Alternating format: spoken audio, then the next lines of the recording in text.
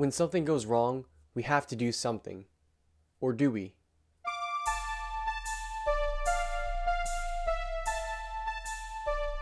That's what we're going to be asking today in this episode of The Conversation of Our Generation. And before I dive in, I just want to remind you, my name is Nick Jamel, the creator and the host of The Conversation of Our Generation. And today I had on Grayson Quay to discuss his article recently, or his recent article about doing something and the problem with doing something. And the call that we have every single time that something bad happens, whether it's a natural disaster, a mass shooting, anything like that, it just seems like, COVID even, we have this idea that politicians need to do something. But is it really a good way to create policy? Is the first question. And what happens? Does it actually help us to just do something, or is it maybe that letting things ride could be better? And so we're going to discuss that and more. We dive into some great literature and everything else as well. And Grayson Quay, my guest today, is a freelance writer based in Arlington, Virginia. He earned his master's in English from Georgetown University, or English literature, that is. And so that's why we geeked out a little bit on some literature for a little bit in this podcast. But he has been writing on popular culture, politics and elections, civil liberties, and has been published in the American Conservative, Reason, National Interest, and Spectator US. So lots of great credentials here as far as what he's done, but lots of great ideas as well. And that's what's most important, I think, here at the Conversation for Our Generation, is that people are bringing interesting ideas that are looking for the truth. And I think Grayson is doing a great job of that. And so I will have links to his article that we reference a lot in this, as well as his Twitter. You can find him at Hemingquay, so HEMINGQUAY. And so check him out there as well. His name on there is Ernest Hemingway, which I love because I'm also an Ernest Hemingway fan. We did not talk about that, but I do like the reference. And so definitely check him out, follow him there, check out his article and his other work as well. There will be some links to more about him in the show notes. And with that, let's hop on over to the conversation. And so today, joining me on the Conversation of Our Generation is Grayson Quay. Thanks for coming on today, Grayson. Yeah, thanks for having me, Nick. Awesome. And so for people who aren't familiar with you, who are listening or watching on YouTube, how about you give them a little background on who you are and what you do?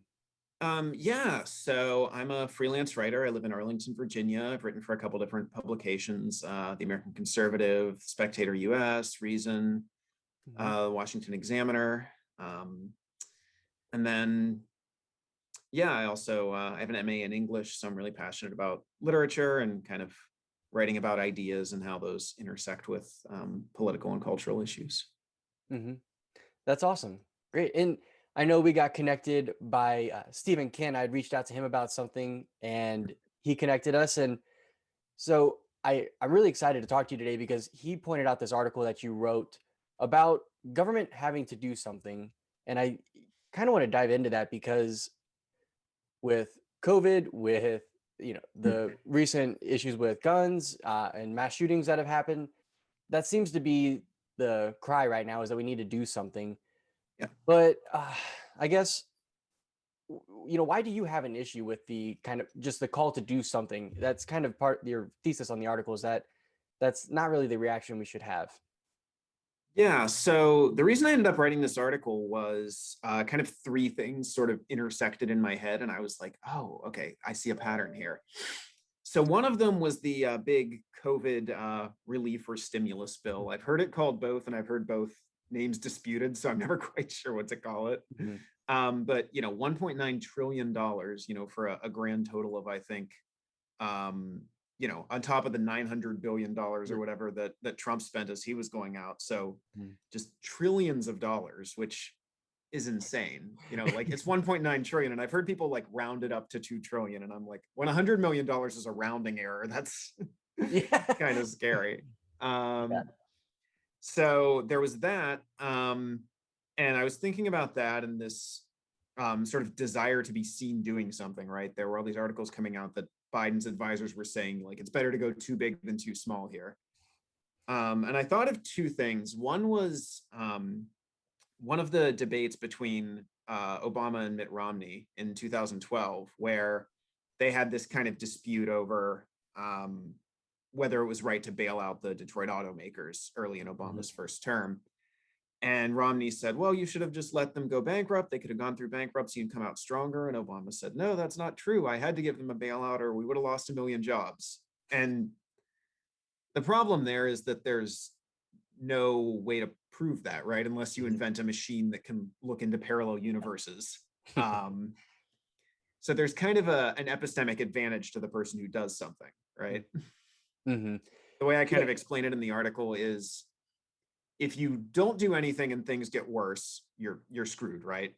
Mhm. Um, whereas if you do something and things get worse, you could just say that things would have gotten even worse if you hadn't done anything. Mhm. Yeah, yeah, it's like both those counterfactuals that I mean, because really Romney and Obama then are saying, here's what would have happened, if we didn't bail them out. Mhm. So they're basically saying the two polar opposites of what could have happened, and you really can't prove either of those. But there's Yeah, one that you can, like you said, you can actually attribute then to Obama the fact that he saved these jobs because he spent yeah, this money. Whereas if they went to bankruptcy, some people got laid off but brought back on. During COVID, my wife's dad works in the steel mills up in northern Indiana and stuff. So it's kind of been that sort of thing, like back and forth because of production, and so that sort of thing happens in those kinds of industries. It's like you can't really attribute that to political inaction, really. The yeah, people don't make that correlation very easily. yeah. Mhm. It's like I forget which Narnia book it is. I think it might be Dawn Treader, where Lucy asks Aslan, like, what would have happened if I'd done this? And he goes, my child, no one's ever told what would have happened. I love the C.S. Lewis. I've been Yeah. watching. I've actually been watching those movies recently. We've been going. My wife and I have been watching Lord of the Rings movies and the Chronicles of Narnia movies recently, Okay. and she hadn't Nice. seen them, and I was like, Wow. well, we got to go through these then because this is great stuff.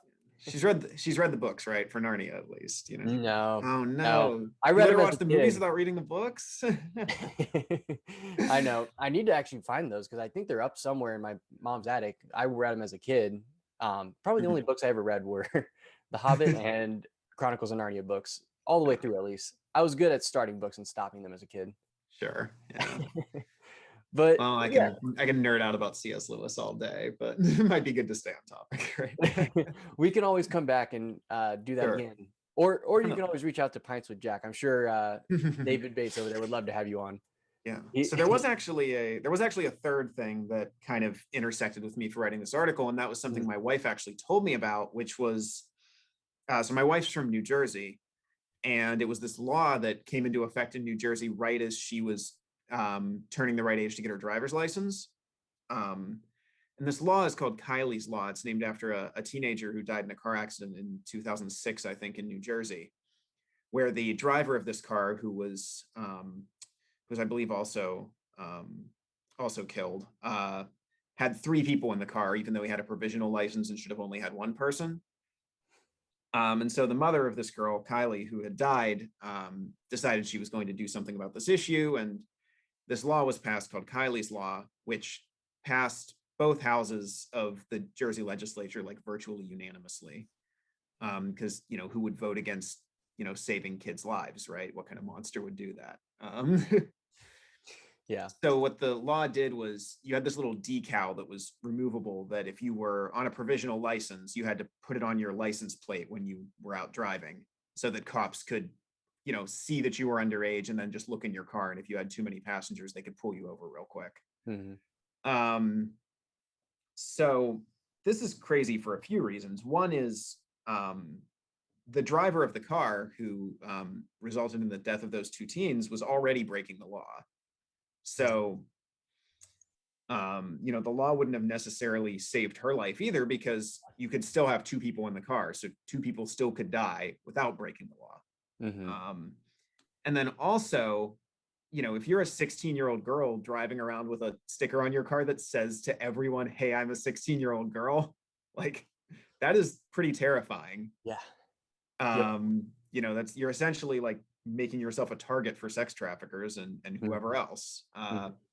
Thankfully, the teenagers of New Jersey are a lot smarter than the legislators of New Jersey in this case, and I think about 80% of teen drivers don't comply with the law, and it's not really enforced. But Yeah. it still hasn't been repealed because, again, who wants to vote for more dead kids on the highway, right?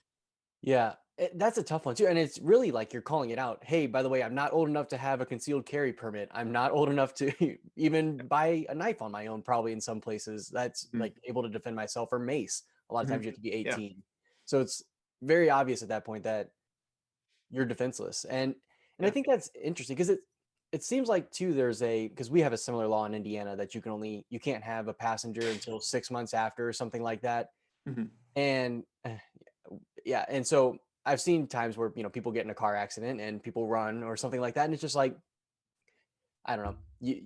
Yeah, the problems there I think are issue enough, but it seems like the solution doesn't actually even address the problem in this case. Yeah. That it makes it easier for cops to pull them over, but it really doesn't help teens learn to drive better or be safer drivers in any way, right? It just calls them out as a target. It's just like the student driver thing. It's I know I when I see someone with like, "Hey, I'm a student driver," it's like I guess I'm just going to make Give them sure a that I don't get behind give you them a wide on berth. the highway because I'm Yeah. going to be going 50 miles an hour. That's the only thing that I take into Yeah. account. I'm Yeah. still, it doesn't really make a difference, I guess, from that perspective. And then half the time it's just the instructor driving around in the student driver car, I guess. But it, I guess what I'm wondering is, do you think that these sort of reactions, like I guess reactionary policies, like with COVID, with a lot of times gun laws seem to be Mhm. very haphazard when they do these sorts of things in reaction to a Mhm. tragic event. Yeah. But you know, do they really make for good policy generally? I Yeah. mean, or is it sort of short-sighted or haphazard? No, I think there's a, I mean, I think, like I said, I think politicians have a perverse incentive here Mhm. to appear to be doing something, whether it actually helps or not, or, and, whether or not it might actually be better to do nothing. Mhm. I think it takes a lot of political courage to do nothing if that's the best choice when people are clamoring for you to do something. The gun Mhm. control issue is an interesting one here because, obviously there weren't really any mass shootings in the news when I was writing this articles, for Right on. once, thank God. But, Yeah. with these two recent mass shootings, the one in Georgia and then the one, where was, where was the other Uh, one? Remind me, what Boulder. state's? Yeah, Boulder, Colorado. Yeah. Mhm. Um, with those two, I've been thinking about kind of how to apply the point I made in that article to this, and I have a few thoughts. So one that I find interesting is that the narrative didn't become about gun control until the Boulder shooting, Mhm. right? After the shooting in Georgia, the narrative was all about white supremacy Yeah. and Asian American hate, and then it turned to gun control after it no longer fit the Yeah. identitarian critical race narrative that Mhm. was being pushed after Yeah. the shooting in Georgia. So that's one thing that interests me is that right, there's the call to do something, right? The call to action after the first mass shooting was, to stop Asian American bigotry. The call to action after the second one was to pass new gun control legislation. Mhm. So there you run into this issue where the call to do something isn't always necessarily self-evident, right? It's often inflected by sort of narrative and ideological fluctuations there. But yeah, gun control is a difficult topic for me. It's not something that I'm like as dogmatic about on as a lot of people on the right are. Mhm. Um, the way I look at it is like nobody thinks you should be able to buy a nuclear missile or a fully functional M1 Abrams tank, right? Mhm. So everyone's in favor of some degree of weapons regulation. It's just a question of where you draw the line. Mhm. Um, so here I would kind of divide it into two categories. There's some mass shootings. I actually wrote an article about this years ago that I'd forgotten about until I was about to come on this, and then I looked it up for like a website that doesn't even exist anymore.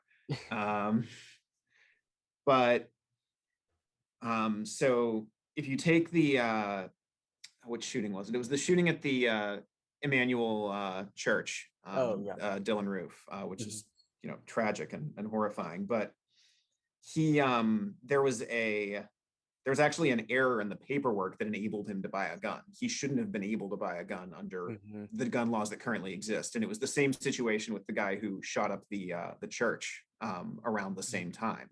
Mm-hmm. He was a domestic abuser, and it was processed through the military justice system when he was in the Air Force, and whoever was in charge of that in the Air Force never put it in the national database.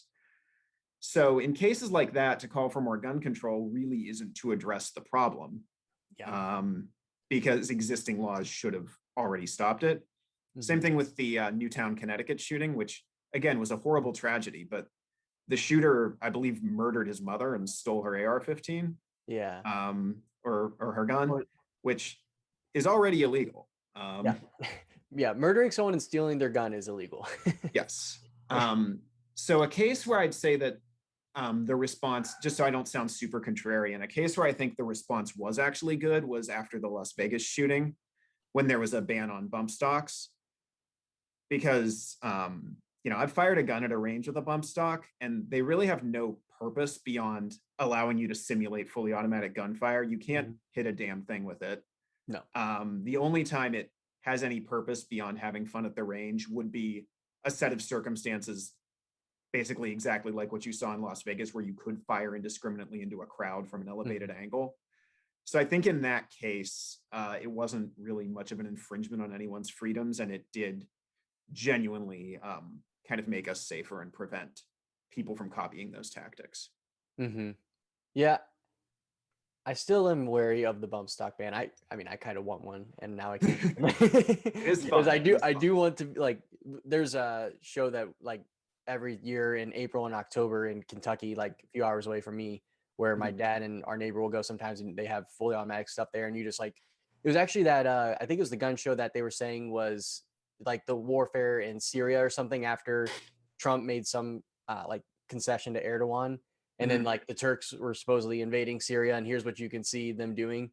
And it was just like, oh no, it's a gun show in Kentucky. Like CNN was playing it, and it was just a gun show That's in Kentucky funny. where they're just like blowing stuff up that like they put Yeah. cars out there with tannerite and just blow it up for Oh fun. wow. Yeah. Um, Well, you but can still bump fire a gun if you. you can. There's a way to do it if you like put your thumb through your belt loop. I Mhm. never got very good at it. No, yeah, and I mean here in Indy we only have indoor ranges, so I can't really learn. They don't let you do anything there, like with automatic. They don't want you spraying into the ceiling and stuff. Yeah, So indoor ranges. Although interestingly, at every indoor range I've ever been to, there have been quite a few bullet holes in the ceiling. oh, people I'm sure get it. That's why they have the rules. They're Yeah. I'm sure they're there for a reason. Yeah.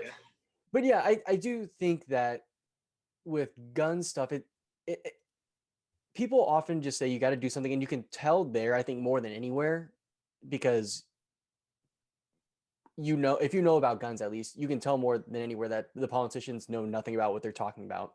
Because Oh when yeah. it comes to like the grand economic plans, we're going to put like a $1.9 trillion spending, like you can't, the lame person cannot go through all of that and say this isn't going to help economically. I mean, you can kind of Yeah. offhand, but you can't, it's hard to prove that because Yeah.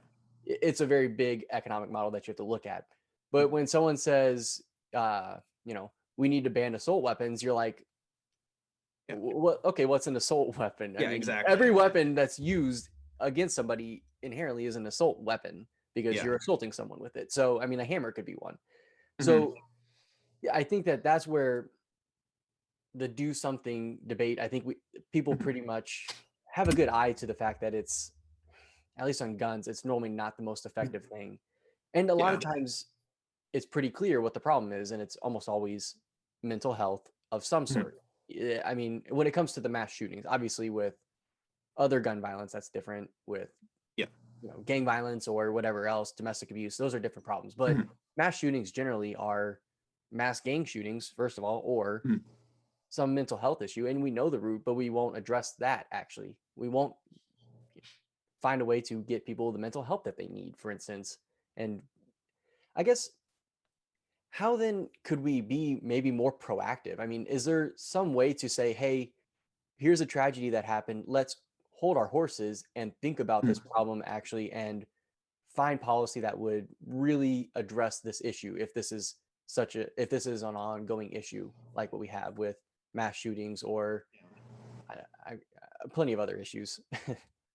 Well, it's kind of exhausting because we're to the point where every time this happens, it's just both groups kind of go to their corners and nothing happens really.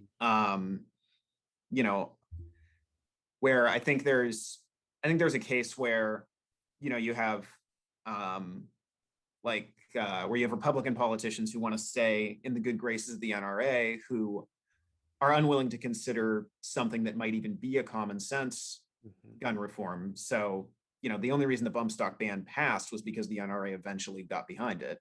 Mhm. Um, and then you have Democratic politicians who just want to pass something, whether it actually addresses the root problem or not, and whether it'll actually reduce gun violence moving forward or not.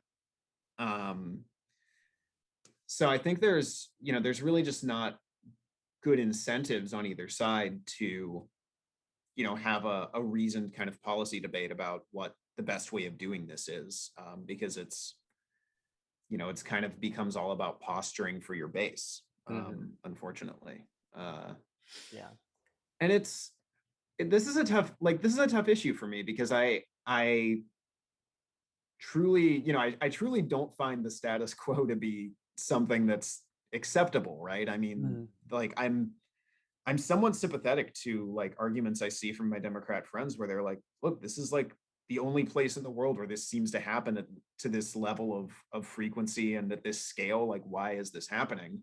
Mhm. Um, I just I don't really know what you could do with gun control to reduce that. There's already so many guns in civilian hands in this country, and there's um so like unless you had some kind of widespread gun confiscation, I don't really see any way to fix the problem with like the sales of new guns. And I absolutely don't want a widespread gun confiscation Yeah. that would require the government to exercise force Mhm. basically nationwide at a scale that I'm incredibly uncomfortable with. Mhm.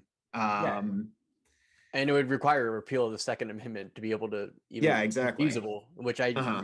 which is I not going to mean, happen. we've seen how like how dangerous it's been and how much controversy there's been just over the red flag laws, Mhm. where we've already had at least one case where someone has shot it out with the cops rather than surrender his guns, and Mhm. I do not want that happening in every neighborhood in the Yeah. country.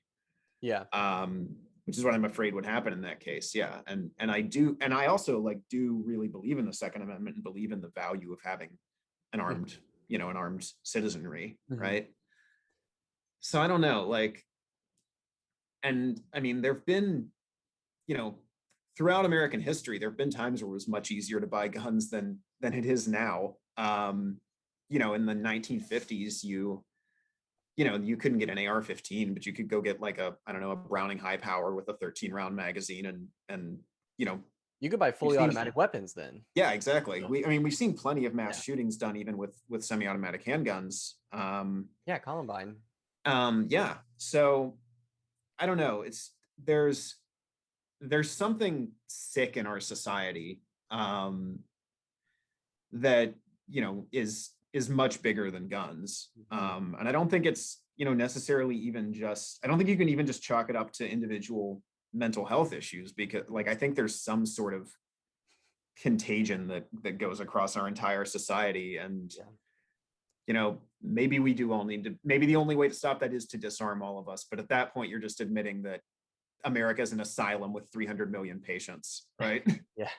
Yeah. I actually wrote an article a couple years back, titled, I think it was titled, "Guns Don't Kill People, Materialism Does," and it was, and it was really just the argument that basically what I think all these people, what they have in common, maybe mental health, but it's always the fact that they dissociate from people so far. I mean, if you look at either that or they have kind of this, like with the Columbine guys, kind of this Nietzschean Superman idea, but Yeah. also those generally are dissociative. If you read Mhm. Crime and Punishment, those and Yeah. his other works, not that's not Nietzsche, but that's kind of the answer to Nietzsche from Dostoevsky. But those sorts of problems that we were seeing in the 19th and early 20th century of people who are losing God and kind of Yeah. pulling away from that, they dissociate from humanity in a real way. And I think technology has made that happen more. I mean, we didn't have mass shootings in the way that we see. I mean, we had the shootout at the OK Corral, but again, Yeah. that's you know, actual just conflict and gun violence. You Yeah. had the Hatfields and McCoys, but that's Yeah. not people going into a stadium or a mall or something and shooting up into like random Yeah. people. that's very different. We didn't have those sorts of mass shootings until the last like 50, 60 years. So there's something I think in our culture that has changed because and I don't think it's the caliber of weapon necessarily. I mean, that's Yeah. somewhat the case. I mean, that's why they didn't happen in 1776 when you Hmm. had, you know, it was like a muzzle reloader and you had to Yeah. wipe down the barrel and stuff. That obviously doesn't bode well. You need probably semi-automatic weapons Yeah. at least. But it seems to me, like you said, there's something in our culture that's needs to be addressed at a deeper level than I think policy can really even reach. And I think there's policies that you can enact that help. I think that, Mhm. you commit a crime with a gun, Yeah. you're gone for a long time. I mean, like the Mhm. fact that you can commit a crime with a gun and be out in less time than someone who is on their like second offense of dealing cocaine or something, Yeah. to me, mind boggling. Mhm. I don't understand how you can get like 10 years or 20 years for Yeah. something like that, but you could be out in 3 when you hold someone up at gunpoint. That to me, those sorts of things I think can really be policy prescriptions that help punish gun offenders who are actually offending people and separating that out from the people who are using Yeah. guns or keeping guns and doing it responsibly and doing it for recreation, hunting, in Mhm. case they ever did need to use it in defense, Yeah. whatever that may be. Yeah. I like what you said about, I like that headline for your article, and I liked your Dostoevsky reference, of course. I remember reading somewhere that like I don't think Dostoevsky ever actually read Nietzsche, at least not at the time when he was writing Crime and Punishment. The ideas were just like so in the air that he kind Yeah. of like and just he sort of like diagnosed what was going on so exactly that it was like exactly as if he'd read Nietzsche, which is so Mhm. wild to me. Mhm. Dostoevsky's a genius. But It anyway, is. I've been reading a lot of his stuff. I've been reading his shorter stuff, and I need to go yeah, back and read because I have read Crime and Punishment in high school, like yeah. reading and spark noting some and all that. Have you read Notes from Underground? Yes, that is Yeah, the most. that's I have a. amazing. It is. That's actually to me like the first chapter of that book. I was thinking, wow, I'm so glad that like I actually did a book review on it. Like this is like the road to hell. You can see this sort of Yeah. mentality. And then I was like, man, I'm so glad I'm not like that. And I get like 2 chapters over and I'm like, oh my gosh, that's me. Like I've had Nope, this that's me. exact Yeah. thought. And then you're just like, wow, how sick am I? And I think he does a good job of that. The Eastern Church, the best thing about Mhm. Eastern Catholicism and Eastern Orthodoxy, Yeah. I think is that intunement to the interior life that I think Yeah. the West and Anglicanism and these sort of more, Mhm. Western European religion parts of Christianity have some other stuff in the mind and in logic and stuff that's very interesting and I love. Like I Yeah. love Aquinas. You're not going to find him in Mhm. the East Yeah, necessarily, no. but you don't find the that like St. John Chrysostom and some of these people in the Mhm. West because and there are great on both sides, but Sure. I don't know. It's just Dostoevsky is just so in tune. It's crazy. Yeah, I'm a high church Anglican, but I've been reading a lot about Eastern Orthodoxy recently. I just actually had the blessing of meeting Rod Dreher and getting to talk to him. Oh yeah. Yeah, it was great, but like, there's a lot to love in Orthodoxy. I remember there's a line, and I'm gonna have to paraphrase it in Notes from Underground, where he says something like, uh, he says something about like someone he knows who's very successful, and he's like, imagine Mhm. how stupid you have to be like successful in this century, like, Yeah. Yeah. um, Yep. and like I did feel that, like, Yeah. um, but there's this is an idea that like comes up in Walker Percy too. There's I don't know if you've read any Walker Percy. He's Mm-mm. excellent. I'm reading a novel by him right now, but he's a Southern Catholic novelist from the active from like the 60s through the 90s. Okay. Um, but brilliant, really funny, really influenced by Dostoevsky. But there's a passage in one of his books where he's saying like he's describing this character who's just sort of the average, later 20th century, suburban man with a nice McMansion and a wife and a couple kids and a good job, and comes home, watches TV, whatever, and then one day his wife comes in and he's just sitting in his easy chair screaming and won't stop, and they call in a shrink and everything, but like the idea is like what's worse, to go insane or to like function normally in an insane world, right? Hmm.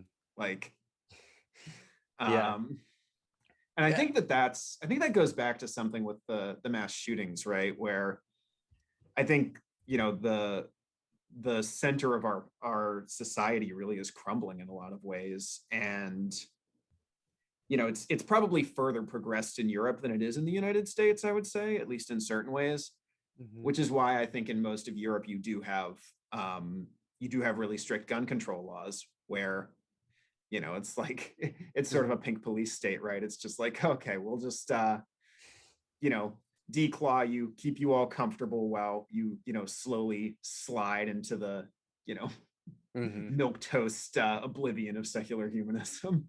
Yeah.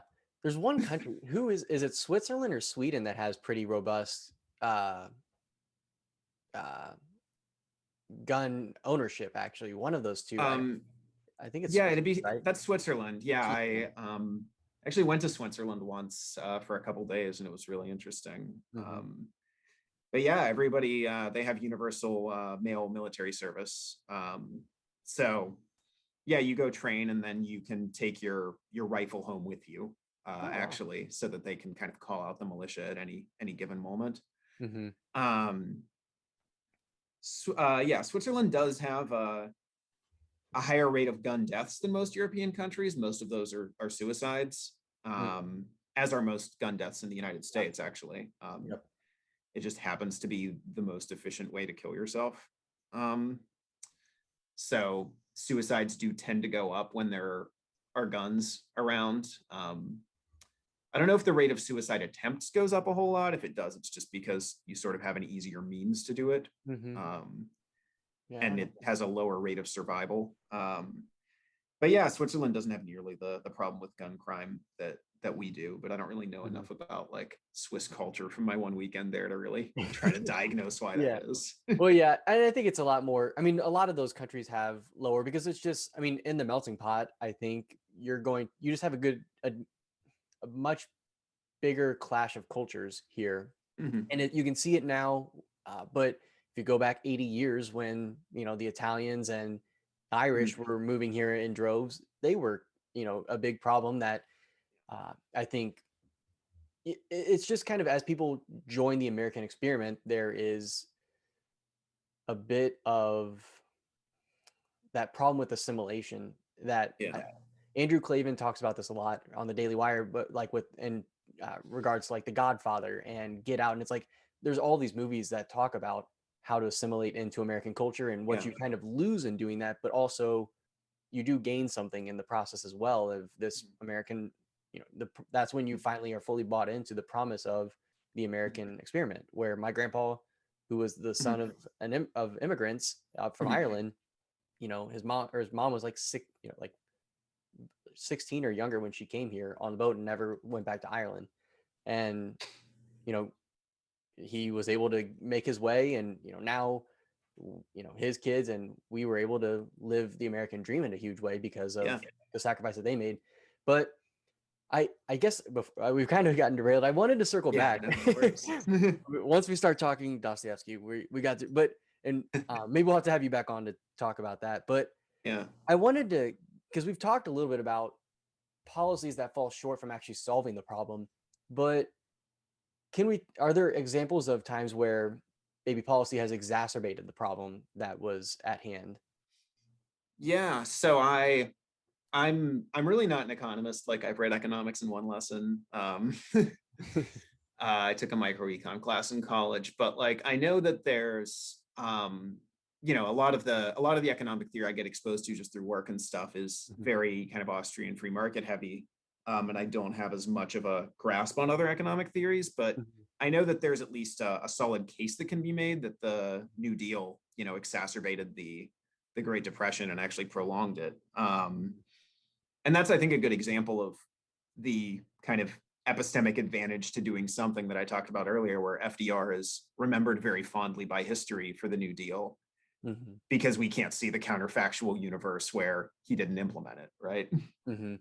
Um, Yep. so yeah, I think there are definitely examples. Another one that's really interesting is drug-free school zones, um, where politicians came up with the idea of a drug-free school zone where there's extra penalties for dealing drugs next to a school. And, well intentioned, right? You don't want people selling drugs on the sidewalk outside school to kids, but it became this thing where it was it was an easy way to like score cheap points in the public perception by making the drug-free school zone bigger. Mm-hmm. Because it'd be like, yeah, vote to reelect me. I'm keeping drugs away from our kids, right? But it got to a point where you could be nowhere within sight of a school, but technically you're within the zone, and now you're going to jail longer than you otherwise would have been for selling Yeah. drugs. Yeah. And Anytime there's you're just in no, this city at all, because the schools are all close enough together that yeah, you're and basically, it became this huge criminal justice issue. Yeah, and exactly, like schools are pretty tightly packed in some inner cities, so it became, so obviously it became a discriminatory issue too, because where schools are most tightly packed in the inner cities tend to be minority neighborhoods. mm-hmm. And it's hard to get them shrank down. um, That's the English yes, student. it's hard to get them shrank down because, who wants to get up and say like, I think we should let drugs closer to the kids. Right? It just doesn't sound good. Yeah. Some jurisdictions have succeeded in doing that, but it's a hard sell. I think that's an area where, yeah, it has kind of made the problem. I mean, it hasn't fixed the problem, it's created other problems. So Mm-hmm. Yep. And I think even one time where I think you've seen maybe the unwinding of policies and kind of the do nothing was the doing nothing actually working for someone is Reagan's administration. It seemed to me that, I mean, he obviously had places where he pushed on drugs and that actually backfired in a lot of ways. The 90s were worse than the 80s and 70s on drugs.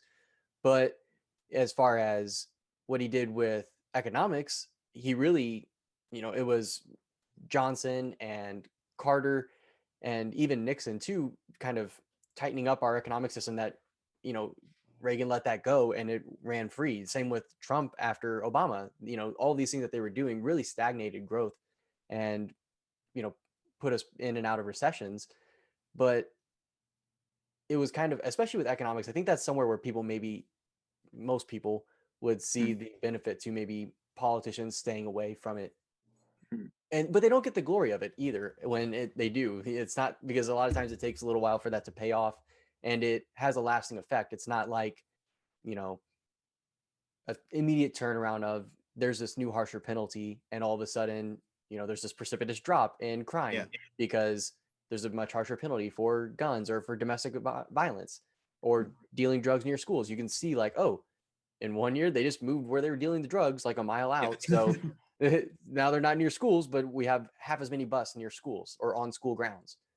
Those types of things you can point to, but you can't point to the economy that grows over time because you've kind of, loosened the reins a little bit or loosened the leash. Yeah, it's tough, especially with economic issues. There's so many right factors involved that it's, you can kind of spin a narrative however you want just because it's so overdetermined, I think is the word, Mm-hmm. right? Mm-hmm. Yep. But yeah, no, I think that's great. And I really enjoyed your article and everything. And I know we're kind of coming to time here, but I wanted to give you the chance if there's something that we haven't covered on the article that you wanted to make sure that you mentioned. I feel like we've gone through it pretty well, but Yeah, I think so. great. Well, Yeah, where well, I think one good thing to keep in mind, is this doesn't apply necessarily universally, but I just want to name drop G.K. Chesterton partially. But I love I know you were reading Orthodoxy recently. I listened to Mhm. part of your review of that. But the idea of Chesterton's fence, where have you heard of that? Yeah, where Mhm. there's a fence in the middle of the road, and the one reformer comes along and says, I don't see why this is here. I'm going to tear it down. And the other, wiser guy says, well, if you don't see the purpose of it, I'm definitely not going to let you tear it down. Like, go think about why it's here. And if you can come back and tell me why it's here, then you can tear it down. Yeah. Um, so I think that's always a good test to apply before, doing something, right? Mhm. Yep. I think even when I was probably at my most libertarian mindset, I've kind of moved back more towards, the less radical libertarian as far as everything goes. But even at the most radical point, I think that the fence was always something for me that kept me in a somewhat conservative mindset because I recognized at least that I didn't have all the answers, and I think I didn't Yeah. have uh, all the insight that I needed to say yes, we can do away with this, or yes, we can abolish the government, abolish the state, kind of thing. I was Yeah. like, oh, there's probably going to be a lot of repercussions that I'm not going to foresee because I don't think you can write a single, you know, regulation from the EPA without a bunch of unforeseen problems. So I feel like that progression too is something that a lot of people have gone through over recent years.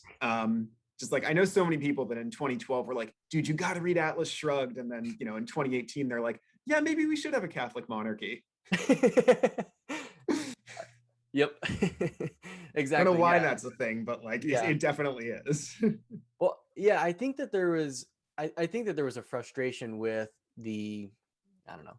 I don't know if I could fully diagnose it, but it seems Mhm, to me like there was a frustration with a liberal regime, and then you saw mhm, Trump in this kind of MAGA type movement come in mhm, and move people in the right direction and make an argument for the cultural things because mhm. I think that that's what really changed on the right side of the aisle is now you have I would say the right side of the aisle split mostly over whether or not cultural issues matter. You have kind of the Yeah. more traditional conservatives that say we have to make sure that we're pushing back against drag Mhm. queen story hour and all these other issues because they affect other things in our society that are very important and we have to protect the family and all of these things and kind of your more libertarian Yeah. conservatives or libertarians in general that say drugs should be everywhere, porn Yeah. should be everywhere, and just free up the economy and we'll be good. Yeah. And and I think that that's where the divide is now because there's a very Yeah. very sharp divide really on that So this side of things. is yeah. So I know we're coming to time. Let me plug something. A project I'm For working on sure. is I actually have a podcast slash YouTube channel of my own called The Hmm. Bench. If you search that plus my name, it'll come up. Uh, Hmm. Please, nobody watches it, but if you do, dear viewers, please do. If you want to.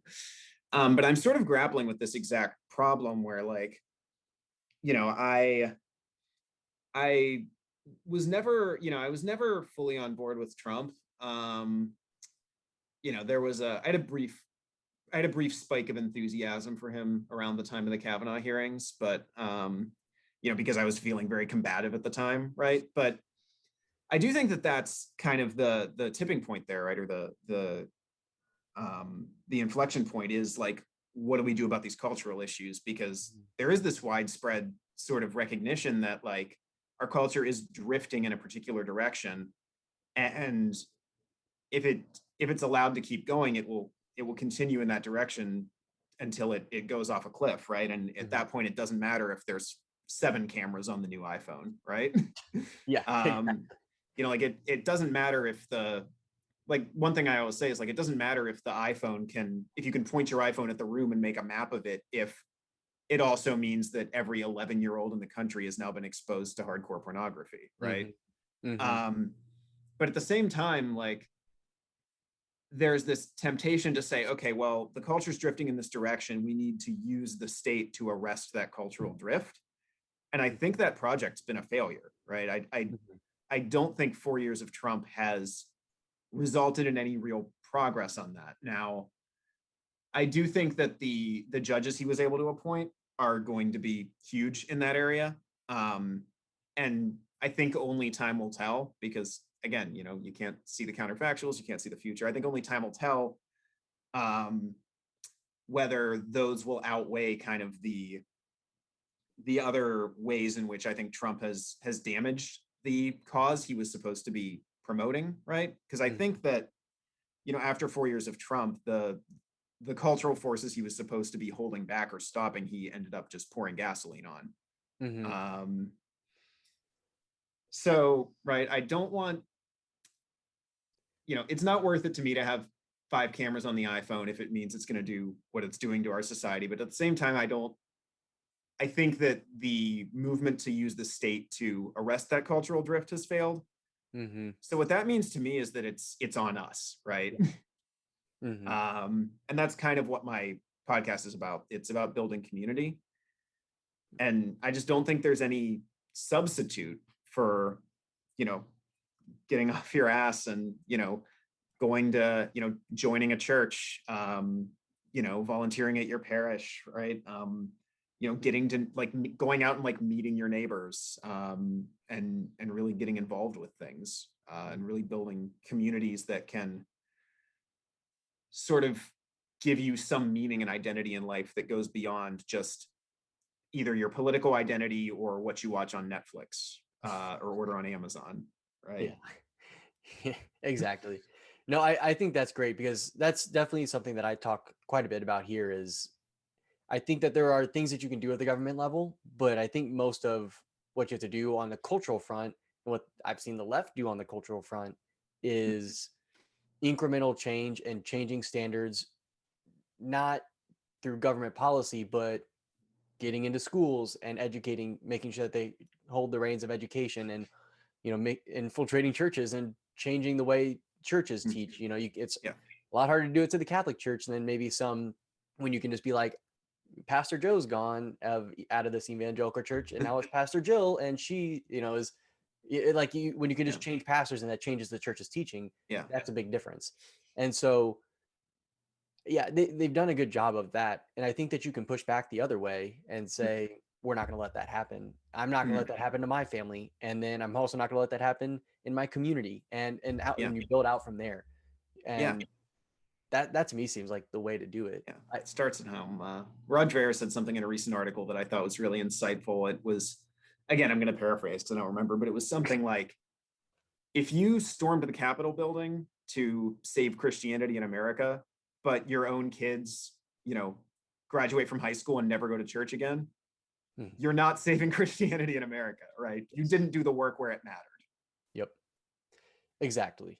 I think that's huge. And I think, yeah, we need a more rigorous. We'll have to have you back. I'll have to have you back on or come on yours because I could talk about this all day of Yeah. what we need to do on the cultural front because I just, it's definitely a huge issue. But Mm. I think, well, I want to give you a chance to let people know where they can find you and some, your podcast and anywhere that they can read your articles and all of that. Yeah, so I'm blessed with a very unique name, so I'm pretty easy to find on Google. Grayson Quay, Graysonquay. Like I said, I've got freelance pieces all over the place, and I also have a podcast that's called The Bench. So if you search that in conjunction with my name, that'll come up. And yeah, I'd love it if you'd check some of that stuff out. For sure. And check it out. I'll make sure that show note or that the links are in the show notes. And thanks for coming on today, Grayson. I really appreciate it. Thanks for having me, Nick. I appreciated the conversation. It was really enjoyable. And so thank you for listening to this episode. I hope you got a lot out of it.